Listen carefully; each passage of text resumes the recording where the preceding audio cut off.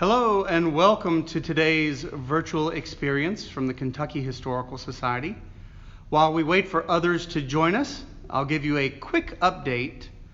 The Kentucky History Center is open from 10 a.m. to 5 p.m. Tuesdays through Saturday, and our research library is open 10 a.m. to 5 p.m. Wednesdays through Saturday. When you visit, be sure to wear a mask to protect yourself and others. We have sanitizer bottles and locations throughout our building and lots of space for social distancing. We look forward to opening up other parts of our campus as it is safe to do so. Today we are touring one of the buildings on our campus in Frankfort, the Kentucky Military History Museum, with a deeper dive on the story and collections of Colonel George S. Chinn. I am excited to announce that next Tuesday, this museum and the old state capitol building will open to the public. So going by those same hours, 10 a.m. to 5 p.m. Tuesdays through Saturdays. The Military History Museum and the old state capitol building will be open. So we hope you'll come and visit us. My name is Greg, and throughout today's tour, I will act as your voice, relaying your questions live during the tour. So be sure to ask lots of questions and let us know you are here and where you're watching from. Also responding to your questions and providing more information in the comments section is Stuart Sanders, the director of our Research and Collections Library, or Research Library and Collections Archive. We are so glad you've joined us. I'm going to switch over mics to our first presenter today, Andrew Washburn. Give me just a second while I switch over to his wireless microphone.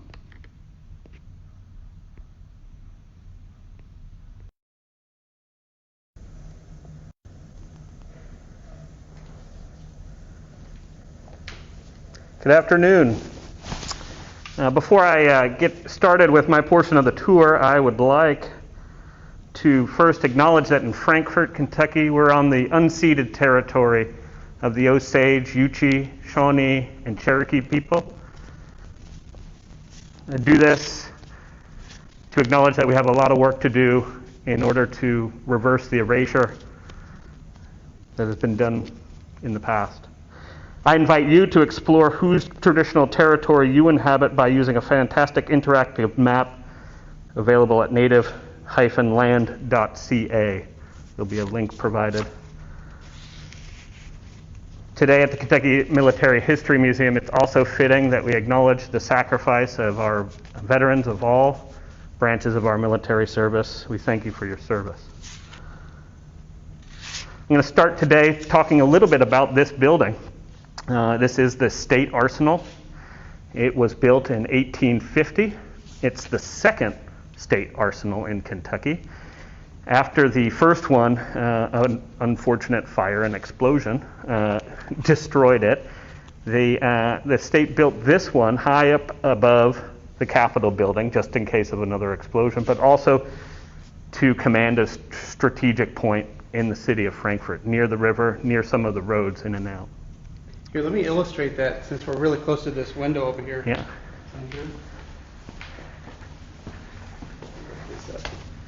So we are, there we go, right next to the Kentucky River. Rests right over there, and just over in the distance you can see the state capitol building right there.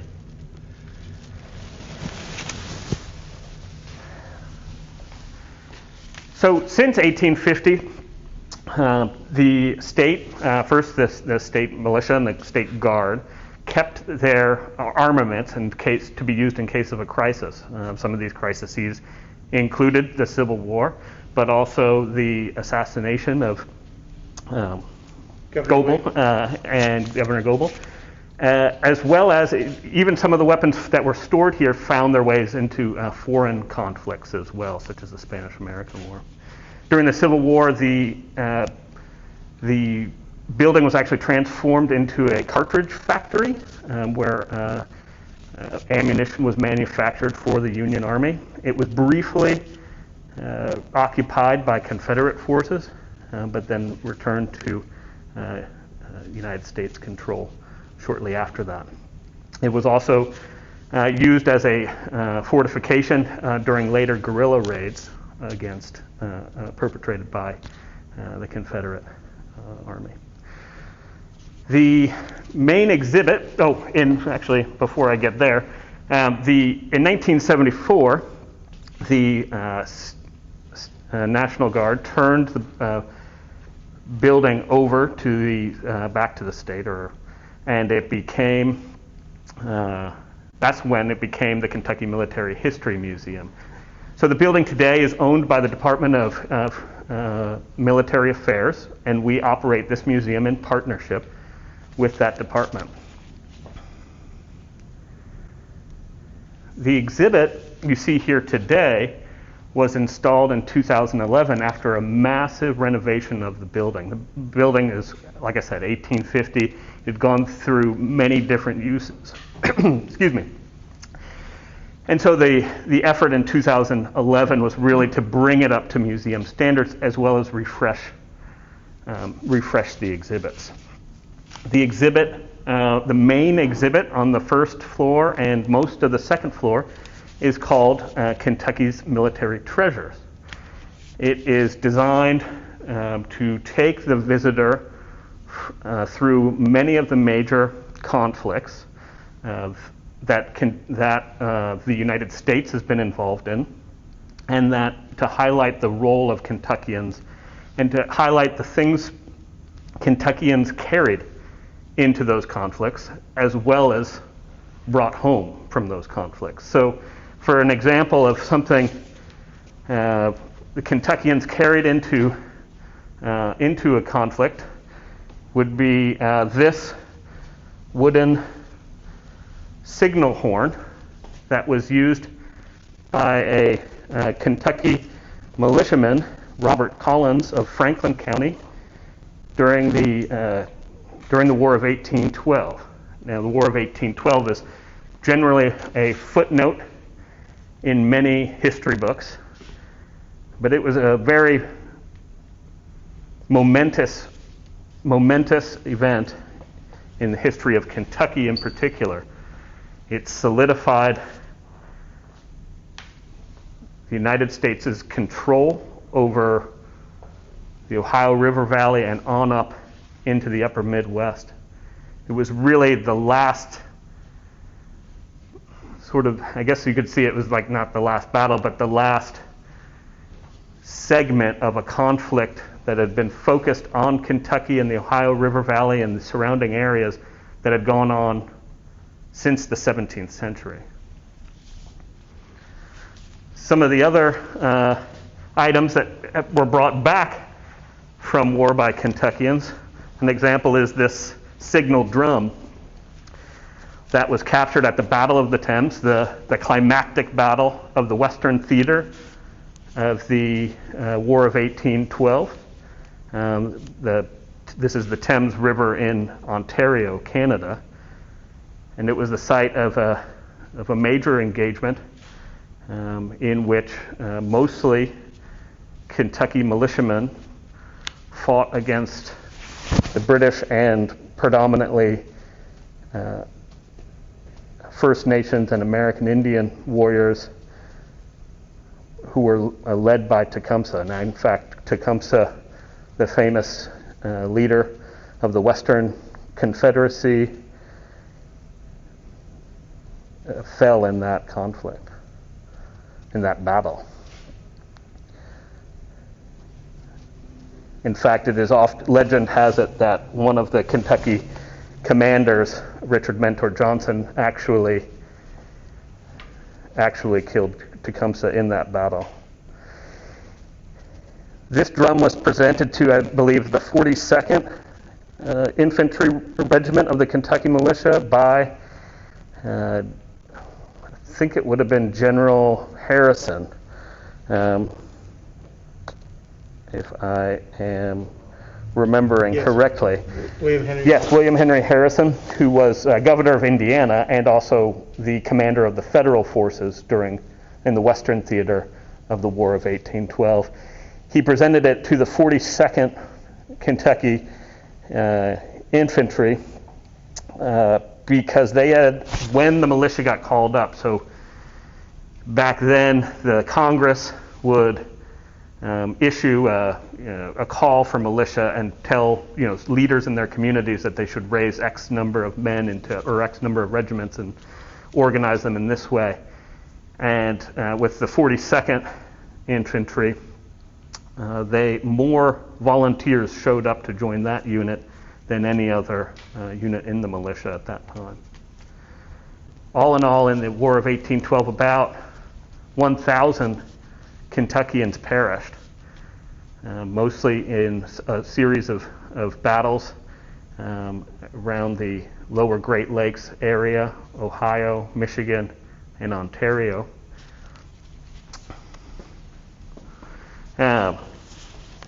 We'll move along now. As you can see, the exhibit takes you through the major conflicts that the United States was a part of: the Mexican-American War, the Civil War, Spanish-American War, as well as it highlights the personal stories of individual Kentuckians, including William Horsfall, who was the youngest Kentuckian to win the Congressional Medal of Honor for his actions during the Civil War. He was only 15 when he enlisted as a drummer boy.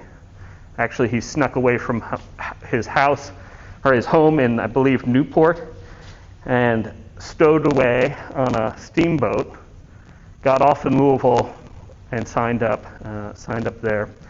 At I think it was the Siege of Corinth, or the Battle of Corinth, in 1862, he noticed it was an officer that had become trapped under enemy fire, wounded, and he dragged the officer back to safety. 15 years old. It's a remarkable story. Yeah. So we've got several folks joining us today. Hello, Michelle from Charleston, South Carolina. Cool to have you. And good to know the Burchfield family is cheering on their father and husband. We'll catch up with Bill in just a little bit. What else do you have to share for us today? Well, I'd offer, if you can't make it down here when we open again on the 8th, there is a fantastic online exhibit, and lots of goes into the details of stories like Horsfall's and some of the other individual Kentuckians who sacrificed and served. If you can go to, it's at history.ky.gov/military/. And you will need to have a flash player to see that, but there's some really great content, both visual, audio, and lots of good write-ups too. And Stuart will share that link in our comment section so that you can go to our virtual online exhibit. It is a really cool online exhibit because parts of the exhibit, many of the artifacts are in a sort of 3D display, and so you can sort of view them in 3D on the website. So make sure you check that out. So I think we'll start heading upstairs, but while we do, I'm going to tell you a little bit about the sort of collection in whole. At the museum here, it's a small building as far as museums are concerned. There's only about 300 objects, or a little over 300 objects on display here. That should make me nervous, Greg. The collection that was once the independent Kentucky Military History Museum and now is part of the Kentucky Historical Society is about 5,000 objects. I say about because it sort of depends on how you count. But that collection grew in a number of different ways, and it includes a number of very significant objects that are on loan from the National Guard. And so we're excited to be a partner of theirs so that we can showcase some of their collections. And really what that does for us is it creates an encyclopedic collection of particularly small arms. And machine guns in particular are one of the strengths of the Kentucky Historical Society and the Kentucky Military Heritage or History Museum. I'm going to catch my breath for 1 second. Sure. I'll show off some of the second floor. The second floor begins with World War I and then moves on to World War II, and then the Korean War, the Vietnam War, and then on to more recent wars. So I left off by saying we have a large machine gun collection. In fact, we probably have one of the best machine gun collections anywhere in the world. Not only machine guns developed and used by the United States, but countries from all over. And we can thank one of the sort of founding figures of the Kentucky, probably not one of, the founding figure of the Kentucky Military History Museum, Colonel George Chinn, for that. It was his personal vision, it was his personal collection, and his personal connections as well that brought in so many of these unique items, but also the sort of volume to make what we call an encyclopedic collection. And with that, I'm going to hand things over to Kentucky Historical Society librarian Bill Burchfield as he takes you through part of the exhibit that's devoted specifically to George Chinn and dives deep on a couple of objects there. Right, Thank you so much. I'm going to stay on these for just a second while I make the transition over to Bill's microphone. Give me just a second, our audience.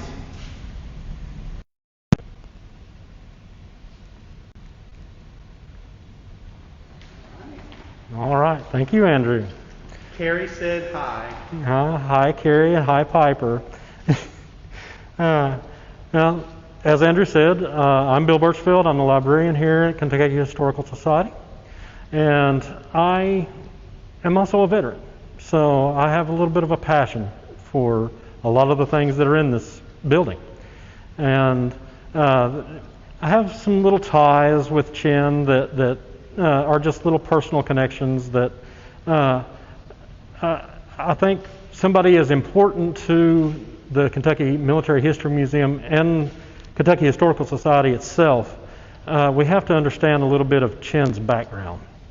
So follow me. I'll tell you that some of Colonel Chinn's family is watching. Oh, that's amazing, amazing. I'm glad to hear that. I'll have to be correct in all of my stuff. No pressure, Bill. Okay. He was born in 1902. And for now, I'm going to skip over a little bit of the childhood. We'll just say he went to Braxton Hall in Harrodsburg, a little one-room schoolhouse. He then went on to the Millersburg Military Institute. His father had wanted him to be a military man from the very beginning, and so he actually followed that. And it's kind of curious, when he was graduating from MMI, his graduating class were all going to be commissioned. And it turns out that he missed it by a month. The armistice was signed 1 month before he was to be deployed. But because of the upcoming commissioning, he actually got a ribbon. And so Colonel Chinn actually has ribbons or active service from World War I, World War II, Korea, and Vietnam. His career was very long. Okay, after Millersburg, he went to Center. He went to Center and was in ROTC, but he was also on the football team. And football was a big part of his life back then. And he was actually on the center team from 1921 that beat Harvard. And they held Harvard scoreless and beat them 6-0, and went on that year to win the national championship. I think we've got a little college Yes, right there. that's him. Football was such a big part of his life that he actually became a de facto assistant coach for the team. And when his coach went to a North Carolina school to coach, he took him along with. And so little George Chinn at the time, well, I say little, he was at that point close to 300 pounds and about 6'2". But George Chinn went to become a football coach in North Carolina. And it wasn't until he came back that he started doing other things. He stopped coaching, and he came back, became an entrepreneur, trying to open a restaurant in the cave. And he had a very interesting life. And Stuart has shared a photo of the cave in the comment section. So if you'd like to see what that looks like, yes, check that in the comment section. Yeah, and it was almost like a little speakeasy type little situation going on. It was a very interesting thing.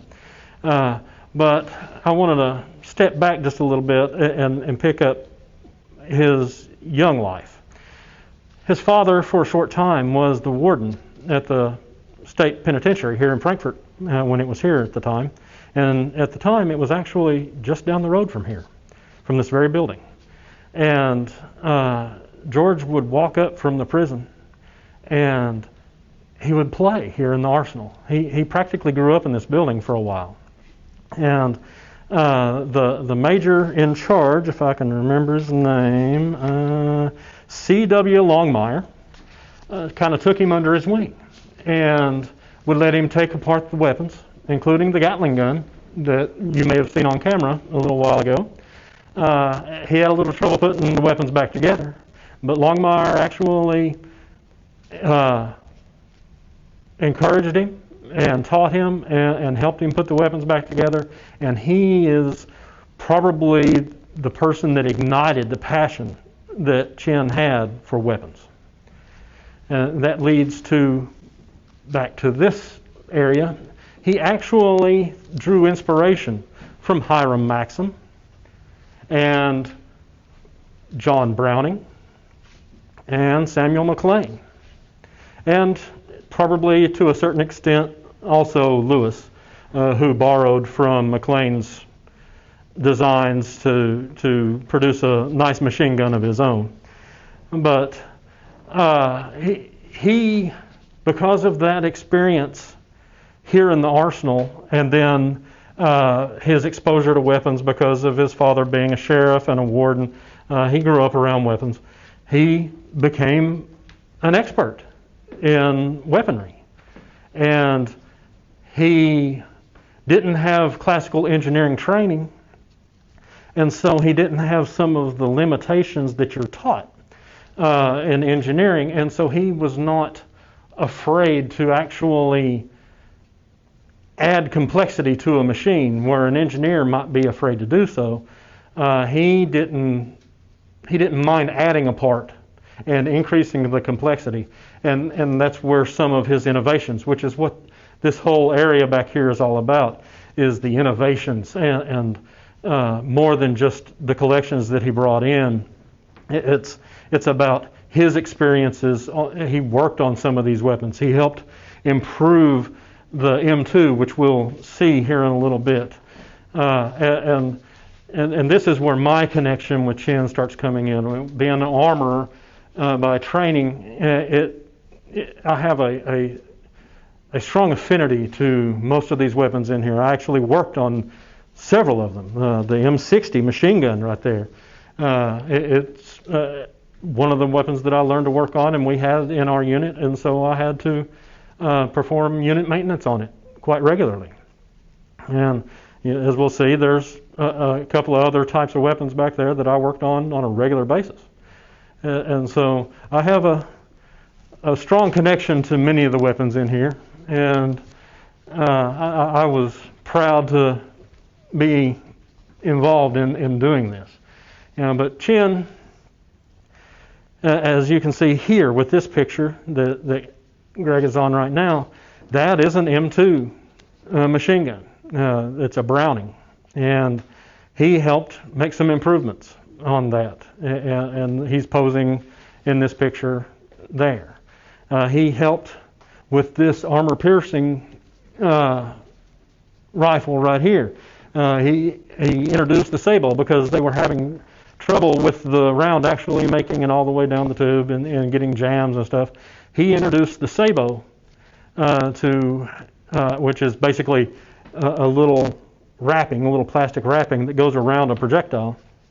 This little white plastic piece there, that's the sabot? That's the sabot. And that is a way to help a projectile get out of a weapon tube, as it's called, and then once the bullet in this case is on the outside, the sabot falls away, and the projectile itself is the only thing that continues. And in this case, it's armor piercing, and you can see there's 3 holes through greater than an inch armor, and so his innovation helped that become a successful armor piercing round. And while we're here, this is just happens to be here. That he didn't actually work on these, but he acquired a bazooka. Everybody's heard of the bazooka. And it's a classic World War II weapon, and it actually stayed in service for quite a while and became the basis for several weapon systems later on, including law rockets that work on a similar principle, and you basically have a tube that a man has on his shoulder and shoots it downrange. And so that basic principle is still in use today. But over here are some more weapons. These are primarily assault rifles, but there are some submachine guns in there. Like the MP series, the MP43 in this case, those are assault weapons. And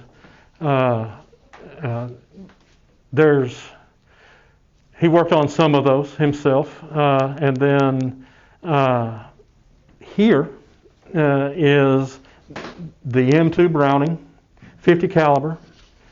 It is a powerful, powerful weapon. It's been around for decades, still in use. There are many, many variants of this weapon, including sniper rifles, oddly enough.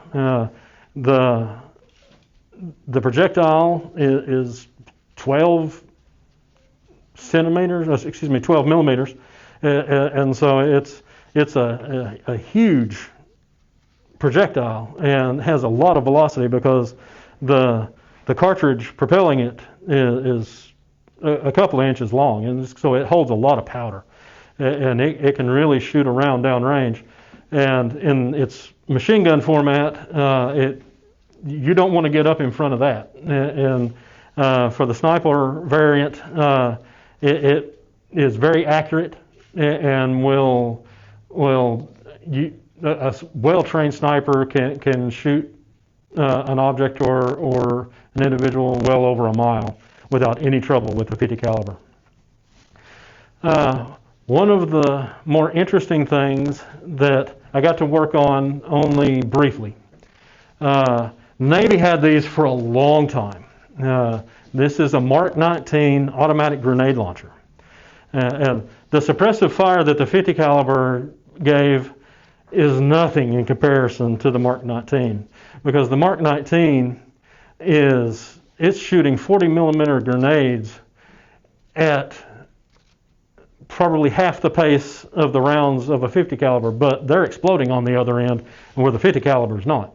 And so you might actually consider trying to reposition yourself when somebody's shooting a 50 caliber at you. When somebody's shooting about 300 rounds of 40 millimeter grenade at you, you're not going to go anywhere. And so the Mark 19 is a wonderful weapon. And unfortunately, because I was attached to a light infantry division, It wasn't until right at the end of my tour that they actually started fielding the Mark 19 into ours, and so that was 92. And I got out in 95, and so it was probably 94 when we actually got the Mark 19, and I got to play around with that awesome weapon. But it's an amazing piece of weaponry that Colonel Chinn was actually one of the most instrumental people in its design. He's named on the patent, and it's really a remarkable piece of weaponry. So we have 4 different prototypes here, right, Bill? That is right. The concept model, which is made out of this plexiglass or lucite plastic. Right. And then the first actual metal prototype, and then a second prototype where they were working on, I forget, but I think it's the recharge system. Or Correct. It's the recoil system, which it also, because it fires from an open bolt, it has to take all of the energy from the recoil, which honestly from a 40 millimeter grenade isn't that strong. And so you have to have a balance between how much resistance to the small explosion that's happening inside the chamber, because you want to actually shoot the round down range. You got to have a balance between that pressure and how much you let it back to actually operate the automatic system. And so that's what this prototype was really concentrating on, was that system, on finding that balance. And the third prototype is very nearly production. It looks almost identical to the production model. Besides some refineries and an additional sight or a change in sight, it's pretty much the same weapon. It's a very interesting thing. I just wanted to kind of talk about a couple of other little things more generally, in case people were kind of curious on the different classifications on weaponry. Machine gun. You've heard me use that term quite a bit. A machine gun is a weapon that is typically belt-fed. It will be serviced by 2 or 3 members of a unit. The machine gun size is heavy caliber, and it's designed for sustained fire at a high rate of fire. And it's primarily a defensive weapon that will allow a squad, well, it's probably more of a company level than a squad level. A squad automatic weapon would be more of a squad level. But it is a weapon designed to help a company level, a company size unit defend itself in case of enemy overrun. The M2 machine gun is a perfect example of that, since we're standing right here. It is a very venerable suppressive weapon that has seen many decades of great service. Submachine guns, if we'll back up just a little bit, I mentioned that. A lot of these can be classified as submachine gun along with the assault rifles. It's kind of a mixed bag in that thing. Does that include the Tommy guns? Yes, Tommy guns would be submachine guns. Submachine guns have automatic fire, much like a machine gun. However, with a submachine gun, they tend to fire from a magazine instead of being belt-fed, and they tend to fire in the pistol caliber. They can be a little bit higher, but most submachine guns, honestly, are either 45 or 9 millimeter. But outside of that, they can be just about anything, but they're smaller caliber than what you're going to find in a rifle or in a large machine gun. The Tommy gun, as you mentioned, is a perfect example of that. MP40, MP43 Those are, even though they're technically assault rifles, they're also technically submachine guns. And then speaking of assault rifles, that would be the next thing that I wanted to mention, just for definition wise. Assault rifles have a select fire. They're either fully automatic, 3-round burst in the case of an M16, or at least the A2 variants. And they shoot an intermediate size cartridge, a little bit more powerful than a pistol, but not as heavy a grainage or powder charge as, say, a machine gun. It's this intermediate size, but say your 30-30 rifle or something like that, it's not going to be quite as strong as that. Then battle rifles are in that range of having the higher powder charge and larger bullet that actually comes out, but it's not as large as, say, a machine gun. It's an intermediate range, but it's a stronger powder charge. And then, of course, pistols. There's been some examples of pistols around. This is an interesting thing. That's actually a machine pistol, and that's an automatic fire pistol. So it kind of blurs the lines a little bit, and you'll find that a lot of weapons blur the lines. And that's one of the interesting things about weaponry, and one of the things that really drew me to it. But back to Chinn. He was an amazing, influential person to the world. But especially to KHS. He was the director of KHS from 1959 to 1973. Being an amateur, technically, he was at loggerheads a lot of times with some of the professional staff, but he didn't have a vision for KHS that many of those people feared. He was not looking for it to be an elitist type club environment or anything. He actually wanted it to be more open to the public and include more Kentuckians. And I think people started easing to him being in charge a little bit more once they started realizing that he was more open to that type of stuff. In 1973, he actually stepped down from being the director to help with the creation of this wonderful facility that we have. It opened to the public in 1974, but it was actually in planning and concept phases from 1973.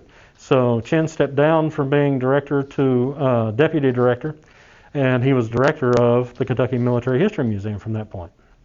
And like I say, the museum opened in 1974, and then Andrew mentioned the renovation that happened, and now we are in this beautiful space and able to enjoy all of the wonderful history that Kentucky has in the military, both inside the state and around the world. And Chinn was instrumental in its development, along with the Kentucky Department for Military Affairs. And that's pretty much all I had. I wanted to give a nice little deeper dive, not a full biography, but a nice little deeper dive into Colonel Chinn and what he meant to this facility and to us. And I wanted to touch on these weapons that have a personal place in my heart. Thank you, everyone, for joining us today. We've had a request, actually several requests, to see one of the weapons downstairs. So as we make our way back down there, I'll give you guys a few minutes to post any questions that you have for Bill or for Andrew, and I'll share those with them. I'll also continue to monitor this channel for about another hour or so, and we'll pass on any direct questions that you have to the gentleman. I want to remind you that this building opens to the public again on Tuesday. Yes. Next Tuesday. what's that, September 8th, I September think. 8th, yes. We open at 10 a.m. and we're open Tuesdays through Sundays, Tuesdays through Saturdays, 10 to 5 p.m. Here at the Military History Museum, and also the Old State Capitol will be open during those times. It's the same hours for our main building. So basically our entire campus will reopen to the public next Tuesday, and we hope you join us. Let's see, I think the weapon they wanted to see is the Rubens cannon. Is that this one here? No. Willie? Yeah, the cannon is over here. Is that okay? That's my type of weaponry. Comments and see what they want. This is it the 3-pounder that they were asking about? Burgoyne cannon. Hmm. Let's see. Go back. I'm going back through the comments here. So we have a comment from Marilyn who said, "What would my Confederate uncle have carried? 5th Kentucky Mounted Rifles under Humphrey Marshall." I think I can probably show her. Yeah, it's going to be one of the long rifles. The Williams gun, the Captain Reuben Patrick Williams gun. So a typical rifle during the Civil War would have been this Enfield rifle here. Yes. So that would be typical. I think Confederate State Union would have carried them, but the Confederates, well, they both may have carried other weapons at different times. I don't know if they can hear me. I'm a little far away from you. The mic is still active on you. So. I'm sorry. Do you see the Rubens cannon? I do not. Or the Williams gun? This is the Williams gun here. This is it here? This is the Williams gun. Thank you. It's a 1-pounder, and it's actually kind of an interesting piece. It's on a mount that allows it to be aimed, which for the time I would consider that to be very innovative. Most cannon were like the brass cannon over there, where they were fixed to the wheels, and you didn't have much individual aimability other than your azimuth and elevation. Basically, you turn the wheels and you turn a little jack that's underneath the back of the tube, and it changes the elevation. But with this, you aimed it much like any other gun, and it had this wonderful mount right there that allowed it to swivel in all directions, and so that's a very innovative piece for the time period. See, I'm going back in we had a lot of comments today. I think someone mentioned that this was found. Oh my gosh, here we are. Where are we? I can't remember where the comment is. Sorry for this, folks. It's difficult sometimes navigating all of the technology all at the same time here. Well, anyways, here we go. So Michelle Carter Ravenel said that this is the weapon of her great grandfather here. Very nice. And Very nice. There was another person that mentioned something that about where it was found. I can't find that in the comments right now. Anyways, we've also had several members of the Chinn family who have been here with us during the tour. So we thank you to everyone. Again, I'll keep monitoring these comments for the next hour and pass them on to Bill and Andrew. Come and see us starting next Tuesday, 10 to 5. Tuesdays through Saturdays here at the Kentucky Military History Museum and the whole KHS campus. Thank you, folks. Bye. Goodbye.